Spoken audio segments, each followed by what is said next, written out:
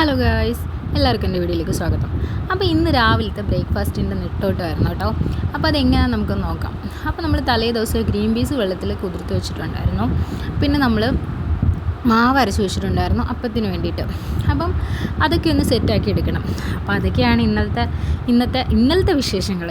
ഇന്നലെ ഇത് കംപ്ലീറ്റ് ചെയ്ത് വെച്ചുകൊണ്ടാണ് രാവിലെ നമുക്കിത് പെട്ടെന്ന് ചെയ്യാൻ പറ്റിയത്.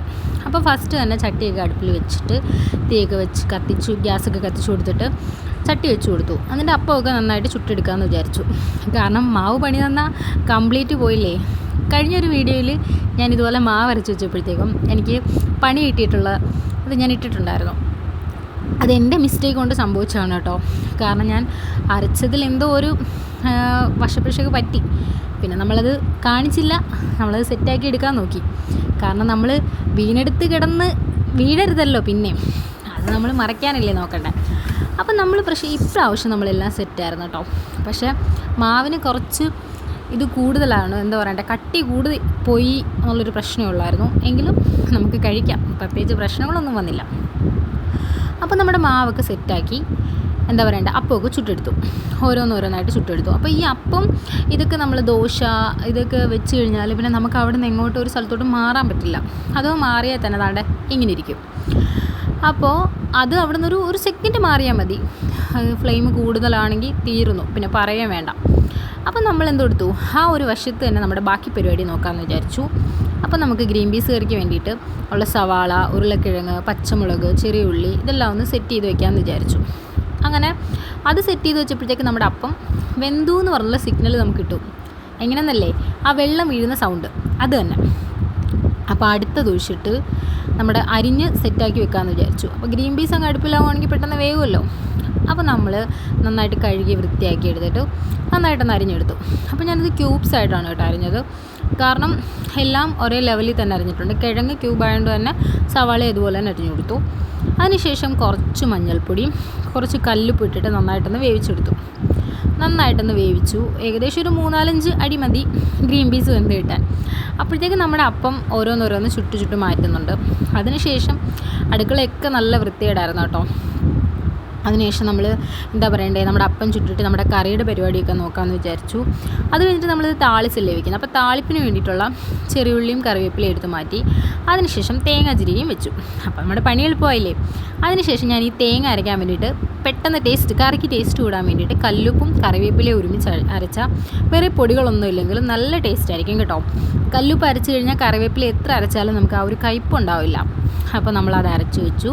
അപ്പോഴത്തേക്ക് നമ്മുടെ കുക്കർ എന്താ പറയണ്ടേ, വെന്ത് നമ്മളെ വിളിച്ചു, ഷൂ എന്ന് വിളിച്ചു. അതിനുശേഷം നമ്മുടെ ഗ്രീൻ പീസ് നാണ്ട ഈ ഒരു പരുവത്തിൽ നല്ല മഞ്ഞ കളറായിട്ട് വന്നിട്ടുണ്ട്. നല്ല വെന്ത് നല്ല സെറ്റായിട്ട് വന്നിട്ടുണ്ട്. അപ്പോൾ ഞാനൊന്ന് ഉപ്പ് നോക്കിയിട്ടുണ്ടായിരുന്നു. അപ്പോൾ ഉപ്പ് കുറച്ച് കുറവായിരുന്നു, പക്ഷെ ഞാൻ ഇട്ടില്ല. കാരണം നമ്മുടെ അരപ്പിന് ഉപ്പുണ്ടല്ലോ. അതവിടെ നിന്ന് തണുക്കട്ടെ എന്ന് വിചാരിച്ചു.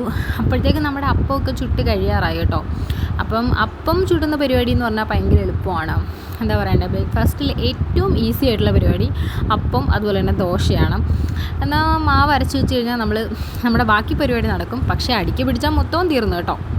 അങ്ങനെ നമ്മുടെ അരപ്പ് നമ്മുടെ ഗ്രീൻ പീസിലേക്ക് ഒഴിച്ചു കൊടുത്തു. എന്താ പറയണ്ടേ, നല്ല പച്ച കളറായിട്ടുണ്ടായിരുന്നു കേട്ടോ. അപ്പം പിന്നെ ലാസ്റ്റ് ആ മഞ്ഞയും വെള്ളയും പച്ചയും കൂടി ചേർന്നിട്ട് എന്താ പറയണ്ടേ, ഒരു മാങ്കോ മഞ്ഞ കളറായിട്ടുണ്ട്. അതിനുശേഷം ഇതൊന്ന് താളിച്ച് കൊടുക്കണം. അപ്പോൾ ഞാൻ തീ കത്തിക്കാതാണ് കേട്ടോ ഇത് ഒഴിച്ചു കൊടുത്തത്. അപ്പോൾ ഇന്നത്തെ പ്രത്യേകത എന്ന് പറഞ്ഞാൽ നമ്മൾ കറി വയ്ക്കുന്നത് 6 kg ഗീലാണ്. അപ്പോൾ ഒരു 2 ടേബിൾ സ്പൂൺ നെയ്യ് ഞാൻ ഒഴിച്ചു കൊടുത്തിട്ടുണ്ട്. 2 ടേബിൾ സ്പൂൺ നെയ്യ്. 6 kg നെയ്യുടെ പ്രത്യേകത എന്ന് പറഞ്ഞാൽ നല്ല മണമാണ് കേട്ടോ. കൂടുതലും ബിരിയാണി ഉണ്ടാക്കുന്നവരൊക്കെ 6 kg നെയ്യ് വെച്ച് തന്നെയാണ് ഉണ്ടാക്കുന്നത്. വേറെ ഏതൊക്കെ ബ്രാൻഡ് വന്നിട്ടുണ്ടെങ്കിലും ആൾക്കാരും അതിലോട്ട് പോയിട്ടില്ല. കാരണം ഈ ഒരു നെയ്യ് എന്ന് പറയുമ്പം അത്രത്തോളം നല്ലതാണ്, ക്വാളിറ്റി ഉള്ളതാണ്. അതിനുശേഷം നമ്മൾ ആ ഒരു താളിക്കാനുള്ള ഇട്ട് കൊടുത്തു. ചെറിയുള്ളിയും കറിവേപ്പിലയും ഇട്ടിട്ട് നന്നായിട്ടൊന്ന് മൂപ്പിച്ചെടുത്തു. അതിനുശേഷം അതവിടെ നിന്ന് മൂക്കട്ടെ എന്ന് വിചാരിച്ചു. നമ്മുടെ കറിയിലേക്ക് ഒരു 2 ടേബിൾ സ്പൂൺ മല്ലിപ്പൊടി, അതുപോലെ തന്നെ 1 ടേബിൾ സ്പൂൺ മസാലപ്പൊടി ഇട്ട് കൊടുത്തു. മീറ്റ് മസാലയാണ് കേട്ടോ എടുത്തിരിക്കുന്നത്. മീറ്റ് മസാല ഇട്ട് കൊടുത്തു. എന്നിട്ട് നന്നായിട്ടൊന്ന് ഇളക്കി കൊടുത്തു. തീ കുറച്ചാണ് കേട്ടോ വെച്ചേക്കുന്നത്. ഇത് ഒരുപാട് തിളച്ച് പരുവാവേണ്ട ആവശ്യമില്ല. കാരണം ഓൾറെഡി നമ്മൾ ഇത് വേവിച്ച് വെച്ചേക്കുന്നതാണ്. പിന്നെ തേങ്ങ തിളച്ച് പറ്റിയാൽ പിരിഞ്ഞു പോകുന്ന പരുവത്തിലാവും. അതുകൊണ്ട് തന്നെ അങ്ങനത്തെ പരിപാടിക്കൊന്നും നമ്മൾ നിന്നില്ല. എന്താ പറയണ്ടേ, അപ്പോൾ നമ്മുടെ കറിയൊക്കെ ഏകദേശം എല്ലാം സെറ്റായി ആയിട്ടുണ്ട്. ഇനി ഈ താളിപ്പും കൂടെ ഒഴിച്ചു കഴിഞ്ഞാൽ നമ്മുടെ കറി അടിപൊളി, നമ്മുടെ ഈസി ഗ്രീൻ പീസ് കറി റെസിപ്പിയാണ്. ഇതിന് മുമ്പ് നമ്മൾ ഒരുപാട് റെസിപ്പി ഇട്ടിട്ടുണ്ട് ഗ്രീൻ പീസ് കറി പെട്ടെന്ന് വെക്കുന്നത്. അപ്പോൾ നിങ്ങൾക്ക് ഇഷ്ടമാണെങ്കിൽ ഒന്ന് കയറി കണ്ടു നോക്കുക. തീർച്ചയായിട്ടും സിമ്പിളായിട്ട് വെക്കുന്നതാണ് കേട്ടോ. നമ്മുടെ ഗ്രീൻ പീസ് വെന്ത് കിട്ടേണ്ട പാടേ ഉള്ളൂ. ആ ഒരു രീതിയിൽ വെക്കുകയാണെങ്കിൽ കുട്ടികൾക്കാണെങ്കിലും ഭയങ്കരമായിട്ട് ഇഷ്ടപ്പെടും. അപ്പം പക്ഷേ ഇത് നമുക്ക് എന്തിൻ്റെ കൂടെ വേണമെങ്കിലും പോകും കേട്ടോ. പൊറോട്ട, അതുപോലെ തന്നെ ചപ്പാത്തി, പുട്ട്, എന്തിൻ്റെ കൂടെ വേണമെങ്കിലും പോകും. അപ്പോൾ നമ്മുടെ പരിപാടിയെല്ലാം കഴിഞ്ഞു. ഇനി നമുക്ക് ഒതുക്കലും പരക്കലുമാണ്. അപ്പോൾ നമ്മുടെ പാത്രങ്ങളെല്ലാം അവിടുന്ന് ഒതുക്കി നമ്മുടെ ആ വേസ്റ്റെല്ലാം മാറ്റി അതിനുശേഷം ഇനി അതൊക്കെ ഒന്ന് കഴുകി വെക്കണ്ടേ. അത് കഴുകി വെക്കുന്ന പരിപാടിയാണല്ലോ ടാസ്ക് പിടിച്ച പരിപാടി. അപ്പോൾ എന്താ പറയണ്ടേ, അത് ഓരോന്നായിട്ട് ഒതുക്കി വർക്ക് ഏരിയ പോർഷനിൽ നിന്ന് നമ്മുടെ കിച്ചണിലേക്ക് കൊണ്ടുപോയി നന്നായിട്ട് തന്നെ കഴുകി. കാരണം ഇത് വെച്ചപ്പോൾ നല്ല രീതിയിലുണ്ടായിരുന്നു. കാരണം നമ്മൾ ഇന്നലെ രാത്രിയിൽ മാഗി കഴിച്ചിട്ടുണ്ടായിരുന്നു കേട്ടോ. അതിൻ്റെയൊക്കെ പാത്രം നമ്മൾ എന്താ പറയണ്ടേ വെള്ളം ഒഴിച്ചിട്ടിരുന്നായിരുന്നു. പിന്നെ എല്ലാം കഴുകി സെറ്റാക്കി വൃത്തിയാക്കിയിട്ടാണ് നമ്മൾ കഴിക്കാനിരുന്നിട്ടുള്ളത്. എന്താ പറയണ്ടേ, അപ്പോൾ പിന്നെ സമാധാനമായിട്ട് നമുക്ക് നല്ല റിലാക്സ് ചെയ്ത് ഇരുന്ന് കഴിക്കാൻ പറ്റും. അപ്പോൾ എന്താ പറയണ്ടേ, അപ്പം എടുത്തു, അതുപോലെ തന്നെ ഗ്രീൻ പീസ് കറി എടുത്തു, കഴിക്കാൻ തുടങ്ങി. അപ്പോൾ ഇന്നത്തെ വീഡിയോ ഇത്രയേ ഉള്ളൂ. വീഡിയോ ഇഷ്ടമായെങ്കിൽ സബ്സ്ക്രൈബ് ചെയ്യാൻ മറക്കല്ലേ.